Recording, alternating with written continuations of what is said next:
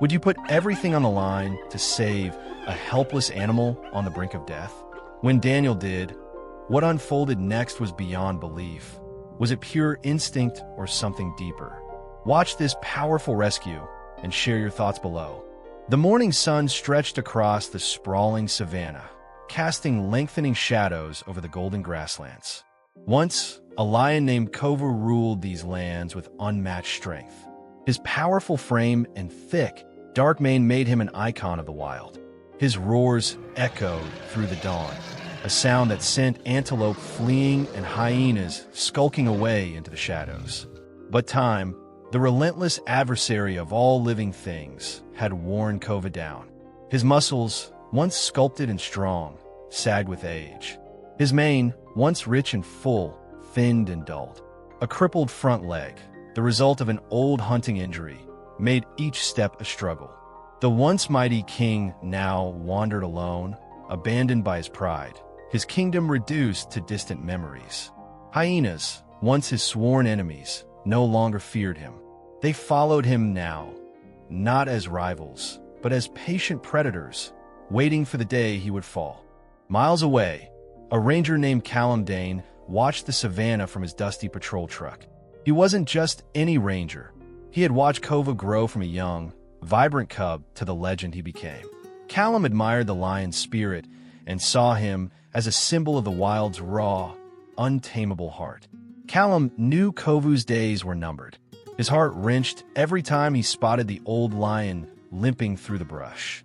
He respected nature's laws, but a part of him couldn't bear the thought of Kovu meeting his end to a pack of laughing hyenas. Every day, he searched for Kovu, hoping to find him alive, and fearing the day he wouldn't. The sun blazed high overhead when Callum finally spotted Kovu. The lion was staggering near a dried-up waterhole, his breath labored. Callum's relief turned to dread as he noticed movement in the tall grass behind him. Hyenas, a dozen of them. Their eyes glinted with cruel anticipation. Callum's heart pounded. He watched helplessly as they closed in. Kovu, sensing the impending attack, attempted to rally his failing strength. Despite his crippled leg, he braced himself, a low, guttural growl rumbling from his chest. The first hyena lunged, and Kovu, with a desperate burst of energy, snapped his jaws, the force of the bite sending a spray of dust into the air. He managed to fend off the initial assault, but the sheer number of his attackers was overwhelming. The hyenas swarmed, their coordinated attacks relentless. Kovu's roars, once a symbol of his power, grew weaker, each bellow a strained, rasping sound. His movements, once fluid and powerful, became slower, more labored, his crippled leg hindering his ability to maneuver. He swiped with his paws, claws extended, but the hyenas were too quick, nipping at his flanks, his belly. He staggered, his balance precarious, each stumble a victory for the encircling pack. The hyenas, sensing their advantage, pressed their attack, their laughter echoing through the parched landscape, a cruel symphony of impending death. Kovu, his eyes filled with a mixture of pain and defiance, continued to fight, his every movement a testament to his will to survive. He tried to rise, to stand his ground, but his strength was failing him, his body succumbing to the relentless assault. Callum's helplessness intensified as he witnessed Kovu's desperate attempts, the lion's valiant struggle against impossible odds. Then Callum acted on instinct. He slammed his foot on the gas, the patrol truck roaring forward. Dust kicked up behind him as he barreled toward the scene. He leaned on the horn, its blaring sound cutting through the hyena's laughter and the dying roars of the lion. The pack hesitated, snarling at the sudden intrusion. Kovu collapsed, his sides heaving, the crimson spreading across his tawny coat. Callum didn't think. He jumped from the truck, waving his arms and shouting. He grabbed a heavy branch from the ground, swinging it wildly.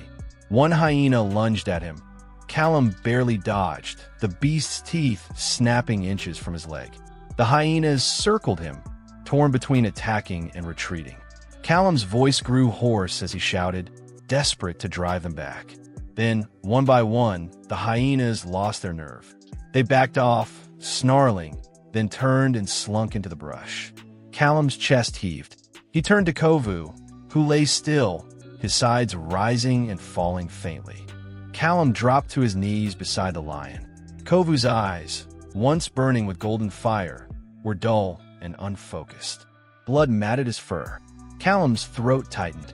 "Stay with me, buddy," he murmured, knowing Kovu couldn't understand. But the lion blinked slowly, as if acknowledging him. Callum radioed the nearest rescue team, his voice strained. "I've got an injured lion. It's Kovu. He's bad. I need help." The reply was immediate. "We're on our way. Hold on." Callum didn't wait. He grabbed his emergency first aid kit and began cleaning Kovu's wounds. The lion twitched in pain, but didn't fight him. Callum worked quickly, his hands trembling. Every second felt like an hour. Finally, the distant sound of an approaching vehicle rumbled over the plains. The rescue team was close, but then a sickening grinding noise emanated from Callum's truck, followed by a sudden lurch. The engine sputtered and died. Panic flared.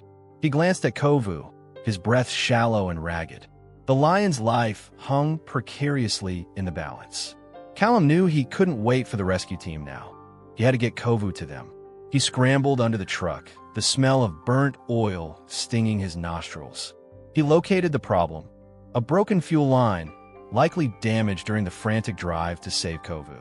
He cursed under his breath, his fingers fumbling with the tools. Time was running out. He worked feverishly, his mind racing, the image of Kovu's fading eyes fueling his urgency. He found a makeshift patch in his kit, a piece of reinforced tubing, and some clamps. With trembling hands, he connected the broken line, tightening the clamps with all his strength. He slid back into the driver's seat, turned the key, and held his breath. The engine coughed, then roared to life. Relief washed over him, but there was no time to celebrate. He knew he had to drive, and fast.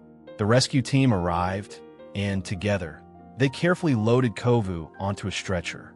Callum climbed into the truck beside him, never taking his eyes off the lion. At the rescue center, veterinarians worked tirelessly. Kovu's wounds were deep, but infection was the real threat. They cleaned him, stitched him up, and administered fluids and antibiotics.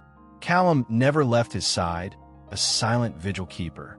Days passed, and while Kovu's breathing steadied, his body remained a fragile shell.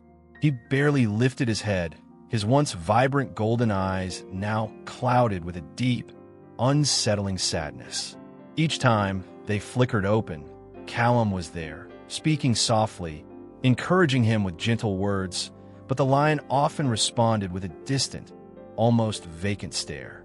Weeks passed, and while Kovu began to eat again, his strength slowly returning in fits and starts, he was a changed creature. His once ragged fur grew back in patches, a physical reminder of his near-fatal encounter. He wasn't the mighty king he once was, and the trauma of his attack, the loss of his pride, weighed heavily upon him. He became withdrawn, often retreating to the furthest corner of his enclosure, his gaze fixed on some unseen point. At times, a flicker of aggression would surface, a sudden snarl or a swipe of his paw, a manifestation of the fear and pain that still lingered. Callum understood. The lion was grappling with more than just physical wounds. He was battling the invisible scars of a brutal assault, the shattering of his former dominance. Callum smiled the day Kovu let out a weak, rumbling roar. It wasn't powerful, a mere shadow of his former bellow, but it carried the heart of a lion who refused to give in, a testament to his enduring spirit, even in the face of profound trauma. Kovu never returned to the wild. His crippled leg and weakened body couldn't survive the harsh plains. Instead, the rescue center made him an ambassador, a living reminder of the savanna's unforgiving beauty and the profound bond between man and beast.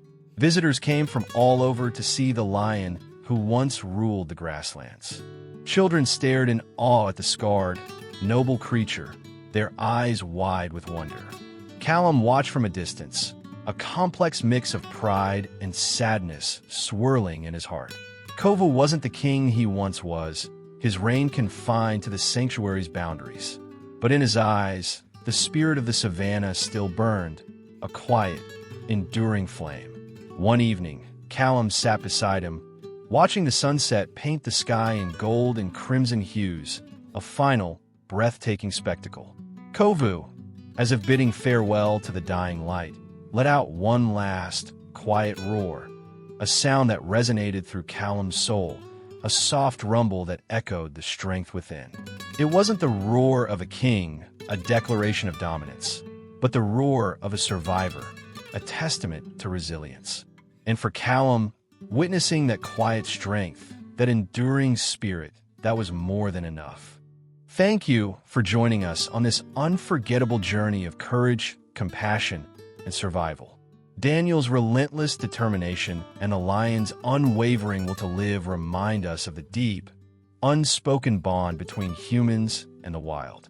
Every life, no matter how broken or beaten, deserves a second chance.